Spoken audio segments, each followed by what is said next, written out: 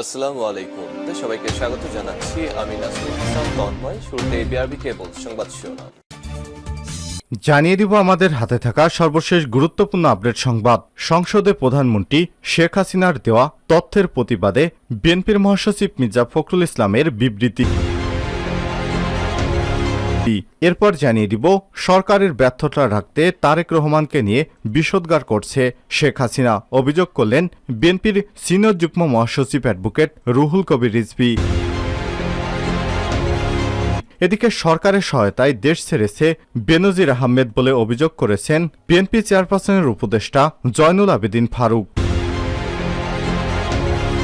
জানাবো ঝিনাইদহ জেলা আওয়ামী লীগ নেতা মিন্টুর 10 দিনের রিমান্ড চায় ডিবি। সংসদ সদস্য আনারুল আজিম আনারকে হত্যার উদ্দেশ্যে অপহরণের মামলায় গ্রেপ্তার ঝিনাইদহ জেলা আওয়ামী লীগের সাধারণ সম্পাদক সাইদুল করিম মিন্টুর 10 দিনের রিমান্ড চেয়ে আবেদন করেছে গোয়েন্দা পুলিশ ডিবি। এদিকে অবাক করা তথ্য দিলেন শাকিব খান। দেশীয় সিনেমার এই মুহূর্তে সবচেয়ে বড় নাম শাকিব খান। তবেই সুপারস্টারকে যে কোনো অনুষ্ঠান বা সংবাদ সম্মেলনে দেরিতে উপস্থিত হতে দেখা যায়। এটা নিয়ে নিয়মিত টলের শিকার হন তিনি। বিষয়টি নিয়ে আলোচনা কম নয়, কিন্তু এসব নিয়ে কখনো কথা বলতে শোনা যায়নি কিং খানকে। কিন্তু এ বিষয়ে অবাক করা তথ্য দিলেন শাকিব খান। জানাবো বিস্তারিত, সঙ্গেই থাকুক। এবং সর্বশেষ জানিয়ে দেব বিক্ষোভে উত্তাল আর্জেন্টিনা, ব্যাপক সংঘর্ষ। পুলিশের সঙ্গে সংঘর্ষে রণক্ষেত্রে পরিণত হয়েছে আর্জেন্টিনার রাজধানী বুয়েন্স এইরেস। স্থানীয় সময় বুধবার 12 জুন এই সংঘর্ষের ঘটনা ঘটে।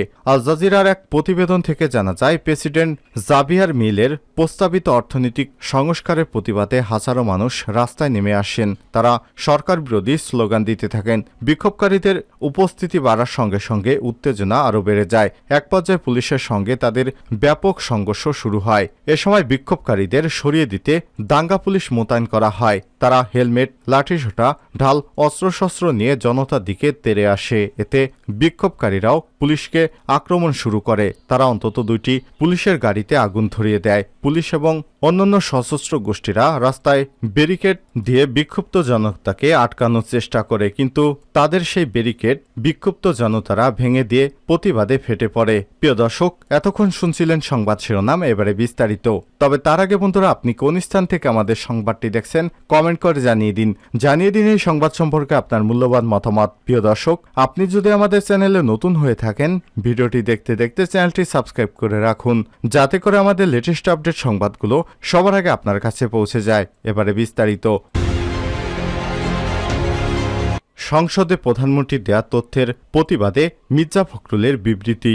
সংসদে প্রশ্নোত্তর পর্বে তারেক রহমান সহ গ্রেনেড হামলায় 15 জন সাজাপ্রাপ্ত আসামি পলাতক থাকার যে তথ্য প্রধানমন্ত্রী শেখ হাসিনা তুলে ধরেছেন, সেটির তীব্র নিন্দা এবং প্রতিবাদ জানিয়েছেন বিএনপির মহাসচিব মির্জা ফখরুল ইসলাম আলমগীর। বৃহস্পতিবার 13 জুন এক বিবৃতিতে বিএনপির মহাসচিব বলেন, 21শে আগস্টের বোমা হামলা রাজনৈতিক উদ্দেশ্য প্রণোদিতভাবে তারেক রহমান সহ বিএনপির কয়েকজন নেতাকে যুক্ত করা হয়েছে। তারেক রহমানের ভাবমূর্তিকে বিনষ্ট করার এটি একটি সুপরিকল্পিত ষড়যন্ত্র। তিনি বলেন, জাতীয়তাবাদী নেতৃত্বদ্বয়কে দুর্বল এবং গণতন্ত্রকে বিপন্ন করতে বর্তমান আওয়ামী সরকার 2009 সালে ক্ষমতা গ্রহণের পর তারেক রহমানের নাম চার্জশিটে ঢোকানোর চেষ্টা করে। নিজেদের মতাদর্শের অবসরপ্রাপ্ত একজন কর্মকর্তাকে তদন্ত কর্মকর্তা নিয়োগ দিয়ে আওয়ামী লীগ ক্ষমতায় আসার আগে তাদেরই আন্দোলনের ফসল 1/11-এর সরকারের সময়সহ 2 দফা তদন্ত এবং চার্জশিটে তারেক রহমানের নাম না থাকার পরও তাকে জড়িত করা সম্পূর্ণরূপে আক্রোশেরই বহিঃপ্রকাশ। মির্জা ফখরুল বলেন, আওয়ামী চক্র দীর্ঘদিন ধরে সুপরিকল্পিতভাবে তারেক রহমানের বিরুদ্ধে অপপ্রচার চালিয়ে আসছে, আর সেজন্যই চক্রান্তমূলকভাবে 21শে আগস্টের মামলায় জড়িত করা হয়েছে তারেক রহমানকে। বাংলাদেশের আইনের শাসনের অনুপস্থিতিতে সত্যের জন্য, সম্মানের জন্য, আত্মমর্যাদার জন্য সুশীল ভদ্রলোক সমাজে টিকে থাকাকে অসম্ভব করে তোলা হয়েছে। বিবৃতিতে তিনি আরও বলেন, সুশাসন এবং ন্যায় বিচার থাকলে লুটেরা, টাকা পাচারকারী এবং ক্ষমতা ঘনিষ্ঠ ঋণখেলাপিদের আইনের আওতায় শাস্তি হতো, অথচ তারাই আজ দাপিয়ে বেড়াচ্ছে। বিএনপির এই নেতা বলেন, জাতীয়তাবাদী শক্তির প্রতীক এবং চলমান গণতান্ত্রিক আন্দোলনের প্রধান নেতা তারেক রহমানকে গ্রেপ্তারের হুমকি গণতন্ত্রকামী জনগণের বিরুদ্ধেই যুদ্ধ ঘোষণা বলে আমি মনে করি। আমি বিএনপির ভারপ্রাপ্ত চেয়ারম্যান তারেক রহমানকে গ্রেপ্তারের হুমকির তীব্র নিন্দা এবং প্রতিবাদ জানাচ্ছি। সরকার ব্যর্থতা ঢাকতে তারেক রহমানকে নিয়ে বিষোদ্গার করছে রিজভী।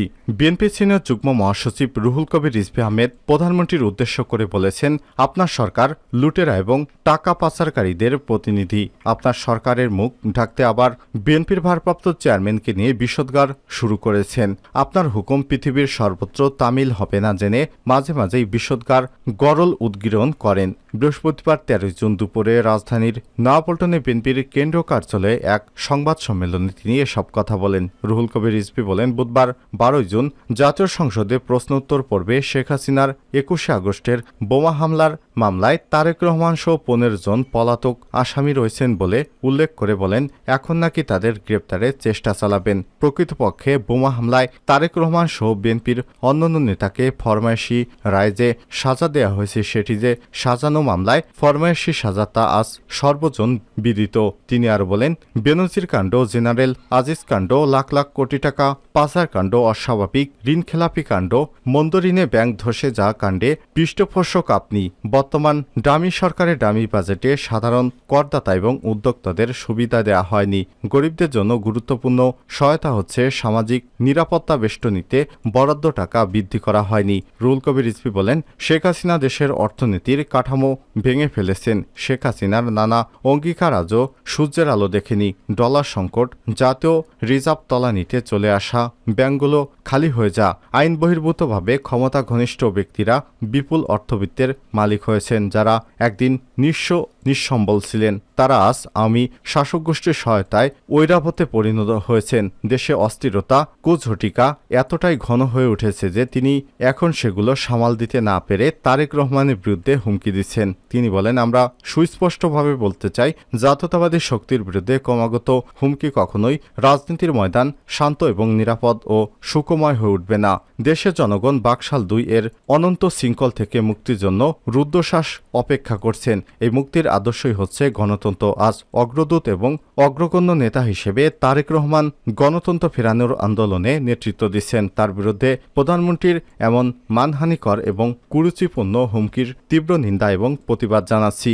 সংবাদ সম্মেলনে রুহুল কবির রিজভী বলেন, ঢাকা মহানগর দক্ষিণ যুবদলের আহ্বায়ক খন্দকার এনামুল হক এনাম আদালতের প্রতি শ্রদ্ধাশীল হয়ে গত মঙ্গলবার হাজিরা দিতে গেলে তার জামিন নামঞ্জুর করে কারাগারে পাঠানো হয়েছে। এই ঘটনায় তীব্র নিন্দা এবং প্রতিবাদ ও অবিলম্বে এনামের মুক্তির দাবি জানান রুহুল কবির রিজভী। সংবাদ সম্মেলনে উপস্থিত ছিলেন বিএনপির যুগ্ম মহাসচিব হাবিবুন নবী খান সোহেল, স্বেচ্ছাসেবক বিষয়ক সম্পাদক মীর শরাফত আলী সপু, বিএনপির সাংস্কৃতিক সম্পাদক আশরাফুদ্দিন আহমেদ উজ্জ্বল, সাংস্কৃতিক বিষয়ক সম্পাদক সাইদ সোহরাব, কেন্দ্রীয় নেতা শামী আক্তার, আমিনুল ইসলাম সহ বিভিন্ন পর্যায়ের নেতৃত্ববৃন্দ।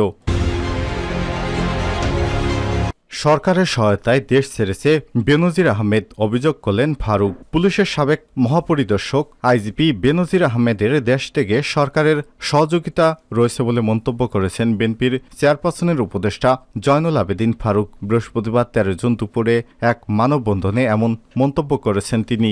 এ সময় তিনি বলেন, বেনজির চোরেরা রাজা, দুর্নীতির রাজা। তিনি কি করে ঢাকার হযরত শাহজালাল আন্তর্জাতিক বিমানবন্দর পার হলেন? যদি সরকার গণতান্ত্রিক হতো, যদি সরকার জনগণের ভোটে নির্বাচিত হতো, যদি সরকার বাংলাদেশের মানুষের সমর্থনের সরকার হতো, তাহলে এই বেনজির লোকটিকে ঢাকা আন্তর্জাতিক বিমানবন্দরের ইমিগ্রেশন পার হতে সহযোগিতা করা হতো না। সেজন্য জনগণ বলা শুরু করেছে, এ সরকার চোরের রাজা, এ সরকার দুর্নীতির রাজা, এ সরকার জনগণের সরকার নয়। জয়নুল আবেদিন ফারুক প্রশ্ন রেখে বলেছেন যে সরকারের আমলে আমাদের ভাইরা রিকশা চালান, যে সরকারের আমলে আমাদের ভাইরা রোববার থেকে বৃহস্পতিবার পর্যন্ত কোর্টে হাজিরা দেন, যে দেশের সরকারের আমলে আমাদের সিনিয়র নেতাদেরকে গ্রেপ্তার করা হয়, যে দেশে আমাদের নেত্রী বেগম খালেদা জিয়াকে বিনা কারণে মিথ্যা মামলায় জেলে বন্দী রাখা হয়, যে কারণে আমাদের প্রিয় নেতা তারেক রহমানকে অসত্য মিথ্যা মামলার সাজা দিতে পারে সেই সরকার এদেশের ক্ষমতায় থাকার অধিকার নেই। এই সরকারের প্রতি জনগণের কোনো সমর্থন নেই, তাদের পায়ের তলায় মাটি নেই, তারা জনগণ থেকে বিচ্ছিন্ন হয়ে গেছে, জোর করে ক্ষমতা দখল করে বসে আছে। আমি বলতে চাই, কোনো কলাকৌশল কাজ হবে না। বিলম্ব হলেও আপনাদেরকে জনগণ বিতাড়িত করবে, বিলম্বে হলেও আপনাদের পদত্যাগ করতে বাধ্য করা হবে। পুলিশের সাবেক প্রধান আইজিপি বেনজির আহমেদ এবং সাবেক সেনাপ্রধান আজিজ আহমেদের মতো দেশে আরও দুর্নীতিবাজ রয়েছে দাবি করে কেন সরকার তাদের বিরুদ্ধে ব্যবস্থা নিচ্ছে না তা প্রশ্ন তুলেছেন সাবেক বিরোধী দলীয় বিএনপির প্রধান হুইপ ফারুক। গণতন্ত্র ফোরামের সভাপতি ভিপি ইব্রাহিমের সভাপতিত্বে মানববন্ধনে বিএনপির সাংগঠনিক সম্পাদক আব্দুল সালাম, শিশু বিষয়ক সম্পাদক আব্দুল কালাম আজাদ সিদ্দিকী, কেন্দ্রীয় নেতা মাওলানা শাহ নেসারুল হক, হাকম মোজাম্মেল হোসেন, তাঁতি দলের কাজী মনিরুজ্জামান মুনির, উলামা দলের মাওলানা আলমগীর হোসেন, কৃষক দলের জাহাঙ্গীর হোসেন, কাদের সিদ্দিকী, সাবেক ছাত্রনেতা আজমাল হোসেন পাইলট প্রমুখ বক্তব্য রাখেন। ঝিনাইদহ জেলা আওয়ামী লীগ নেতা মিন্টুর 10 দিনের রিমান্ড চায় ডিবি। সংসদ সদস্য আনারুল আজিম আনারকে হত্যার উদ্দেশ্যে অপহরণের মামলায় গ্রেপ্তার ঝিনাইদহ জেলা আওয়ামী লীগের সাধারণ সম্পাদক সাইদুল করিম মিন্টুর 10 দিনের রিমান্ড আবেদন করেছে গোয়েন্দা পুলিশ ডিবি। বৃহস্পতিবার 13 জুন ঢাকার অতিরিক্ত মেট্রোপলিটন ম্যাজিস্ট্রেট মোহাম্মদ তোফাজ্জল হোসেনের আদালতে এই শুনানি অনুষ্ঠিত হবে। বিস্তারিত আসছে।